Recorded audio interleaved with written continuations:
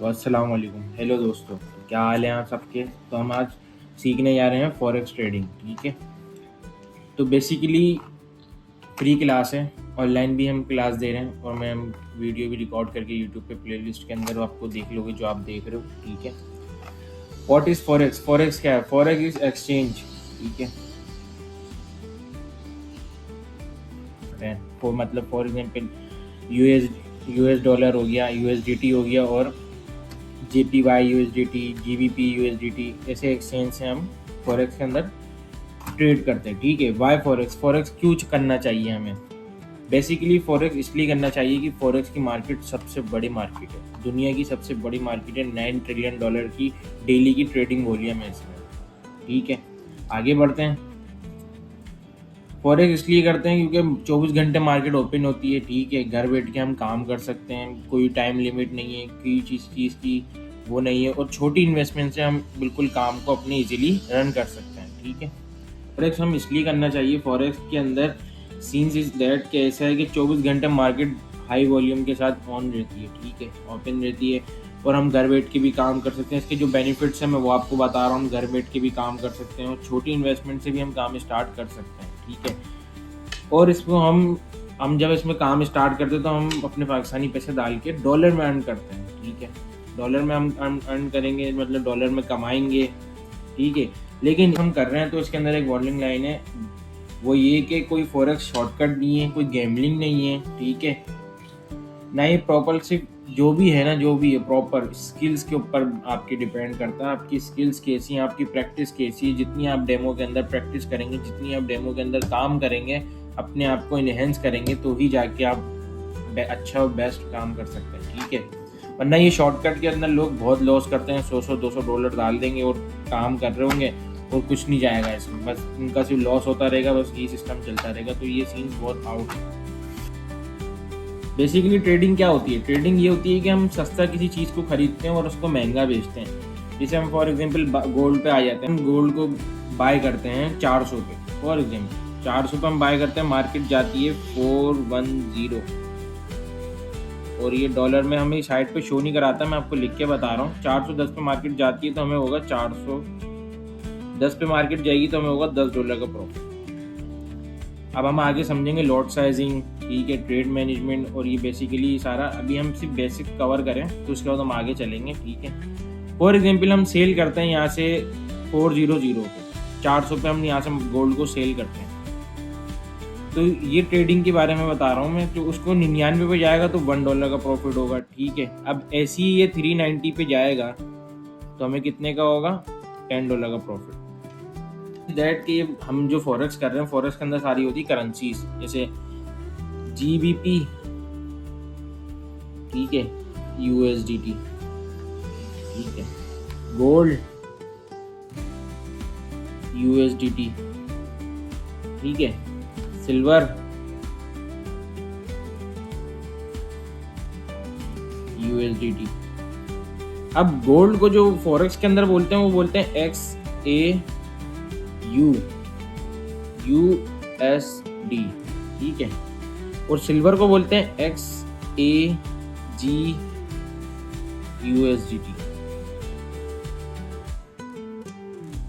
अब बेसिकली ये एक करेंसी पेयर से ऐसे हैं तीन जिनमें हाई वॉल्यूम होता है। बाकी जेबीपी होता है, एक होता है जेपीवाई, ठीक है, यूएसडीटी, और आप वो लगा लो एयूडी, यूएसडीटी, और इसके बाद आ जाता है euro USDT.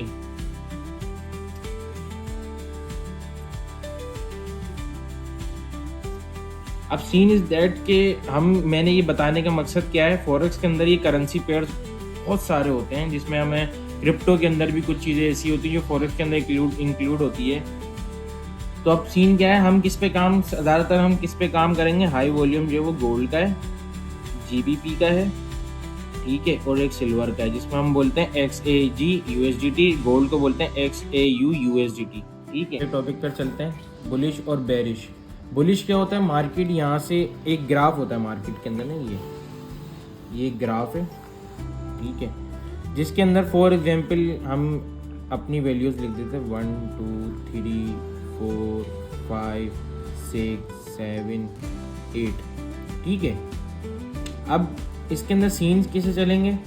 For example market आज ओपन होती है यहाँ से, अब मार्केट यहाँ से ऐसे ऊपर अपने ऐसे ऐसे बनाते हुए जा रही है। एक अपना कैंडल्स फॉर्मेशन में आपको भी आगे बताता हूँ कैंडल्स कैसे बनती हैं। एक ग्राफ चल रहा है वो ऐसे जा रहा है, तो ये क्या कहलाएगा? बुलिश। फॉर एग्जांपल यहाँ पे हम बाय करते हैं, तो हम यहाँ पे अपना टीपी करेंगे। फॉर एग्जांपल बता रहा हूँ, हम यहाँ से बाय करेंगे तो यहाँ पे हमें क्या होगा? प्रॉफिट होगा, ठीक है। मार्केट यहीं से, अब देखें ये बुलिश हो गया, अब बेरिश कैसे होगा? यहाँ पे भी हम यहाँ अपनी लिख देते हैं।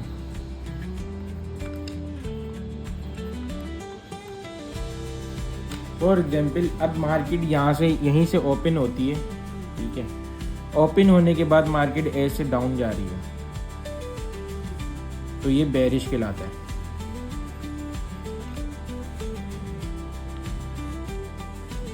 ठीक है।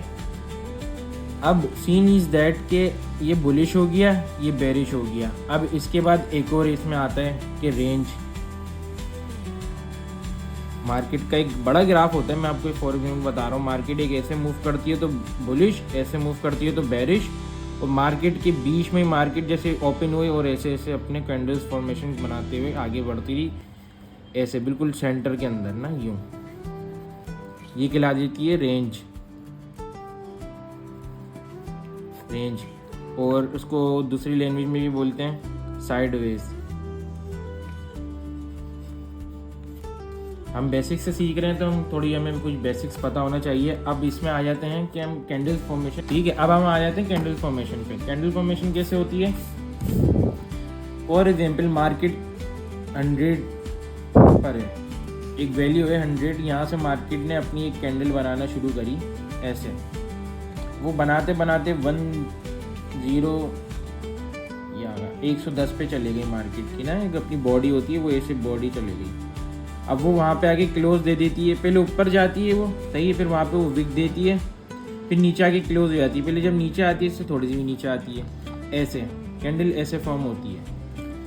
फॉर एग्जाम्पल मैं एक और बार बताऊँ आपको, मार्केट ने अपना यहाँ से अपना वॉल्यूम स्टार्ट करा ऊपर, ठीक है, फिर थोड़ी और ऊपर गई तो वहाँ से डायरेक्ट नीचे आने लगी ना। जैसी नीचे आएगी तो यहाँ पे क्या हो जाएगी? अपनी बॉडी बन जाएगी वो।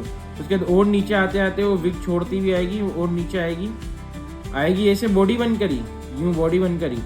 जब वो आखिरी अपनी लास्ट प्राइस पर टच करती है, फॉर एग्जाम्पल टच करके ऊपर जा रही होती है, तो वो छोड़ देती है एक विक, जिसे हम बोलते हैं विक। और हम जब बॉडी यहाँ से छुटी जाती है, जब ये देखें ये बॉडी क्लोज हो गई,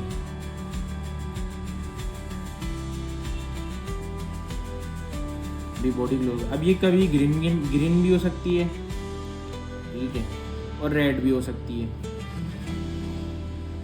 ठीक है। अब ये जो कहलाती है, ये कहलाती है विक, और ये कहलाती है बॉडी।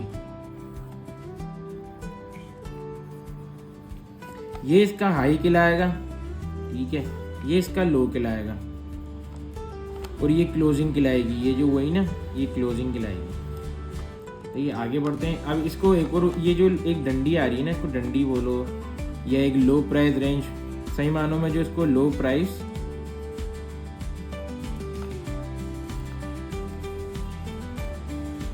रेंज बोलते हैं, ठीक है। और ज़्यादातर लोग जो होते हैं उसको बोलते हैं विक, ठीक है। विक छोड़ के मार्केट वहाँ से आगे, मतलब अपनी प्राइस को टच करा, वहाँ से वो टच करके आ गया, उसने एक अपनी प्राइस की रेंज छोड़ दी है, ठीक है। ओपन, क्लोज, फिर विक, ये बहुत अच्छी एक होती है कैंडल की फॉर्मेशन, ठीक है। अब ये ग्रीन भी बन सकती है, रेड भी बन सकती है, अभी डिपेंड करता है किस प्राइस रेंज में मार्केट अपना बिहेव कर रही है, ठीक है।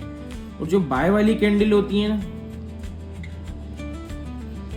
वो बाय वाली कैंडल होती है ग्रीन कलर की, ठीक है, मैंने यहाँ लिखा हुआ भी है। और जो रेड कलर की कैंडल होती है वो कहलाती है सेल कैंडल, सेलिंग वाली कैंडल, ठीक है। हमेशा गोल्ड के अंदर एक बात ध्यान में रखिएगा, ड्रॉप आता है तो बहुत प्यारा ड्रॉप आता है, और मैक्सिमम 80% मार्केट बुलिश चलती है, मतलब बढ़ती रहेगी, ऊपर जाती रहेगी, नीचे थोड़ी सी विक छोड़ देती है, ऐसा ना चलता है। ठीक है, अब कैंडल जो होती है इसकी फॉर्मेशन किस टाइप में होती है, मतलब किस टाइम फ्रेम में होती है इसलिए में। अब देखें टाइम फ्रेम्स क्या होता है। Time frame is this M1, ठीक है, M5, M15, ठीक है, M30, H1, ठीक है, H4 बड़ा टाइम फ्रेम आ गया, और डे 1 और वीक 1 और मंथ 1, ठीक है। अब M1 से हम स्टार्ट लेते हैं। फॉर एग्जांपल 60 सेकंड के अंदर एक कैंडल फॉर्म होती है पूरी। अब वो कैसे भी हो, रेड हो, ग्रीन हो, ब्लू हो, रेड हो, ग्रीन हो, या वो बुलिश की हो या बेरिश की हो, वो मार्केट डिपेंड करती है, मार्केट पे डिपेंड करता है। ठीक है, अब ऐसी M5 के अंदर ही एक कैंडल पूरी क्लोज होती है, पूरे 5 मिनट के अंदर एक कैंडल क्लोज होगी। ठीक है, एक कैंडल पूरी बनेगी। ये M15 के अंदर एक कैंडल बनती है पूरी, और ऐसी इसी को हम M30 के अंदर एक ऐसे कैंडल बनेगी। मैं कैंडल्स बना देता हूँ, फिर मैं आपको बताता हूँ ऐसे।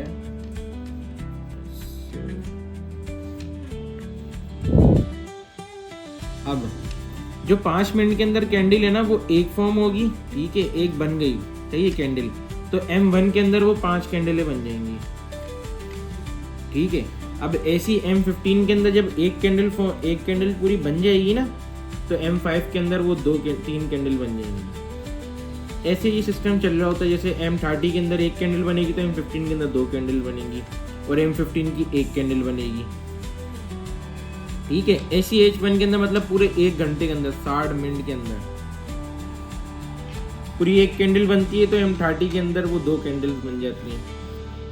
ठीक है, H1 के अंदर जैसे एक कैंडल बन गई, ठीक है, M30 के अंदर 2 कैंडल बन जाएगी। ऐसी H4 के अंदर आओ तो 4 घंटे का हमारा एक टाइम फ्रेम होता है H4।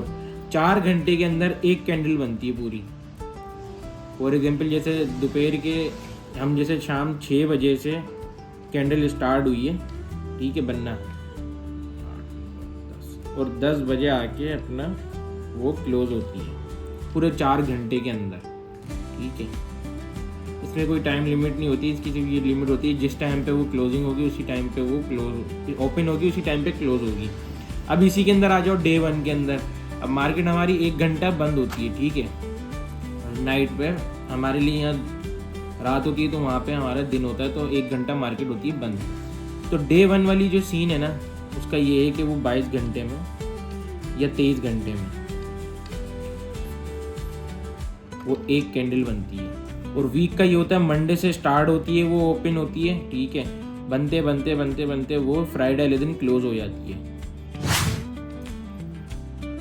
अब वो जैसे भी क्लोज हो, हम जब अपनी स्क्रीन पर जाएंगे में मतलब हमें कितने पिप्स जनरेट करने चाहिए वगैरह वगैरह, बुलिश बेरिश का समझा, इसके अंदर हमने रेंज और साइड वेज का समझा। सबसे अहम बात कि कैंडल फॉर्मेशन और एक टाइम फ्रेम, इसको मैं आगे एक टॉपिक इसका एक अलग से मैं आगे रिकॉर्ड